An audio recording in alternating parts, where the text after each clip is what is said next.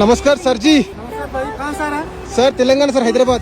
హైదరాబాద్ हाँ sir. Hyderabad sir ना sir Mahbubnagar sir. మామూనారా? అవును సార్. ఇక్కడ మామూనారా? బోయపల్లి సార్. బోయపల్లి. అవును సార్ మీ సార్. మాది పెద్దపల్లి పక్కనే కదా. పక్కనే. ఏం అరే పేరు తమ్ముడు? నమస్కారం సార్. ఏ నమస్కారం భాయ్. మహి సార్. భాయ్ కలిసిండు, నాకు చాలా హ్యాపీ ఉంది.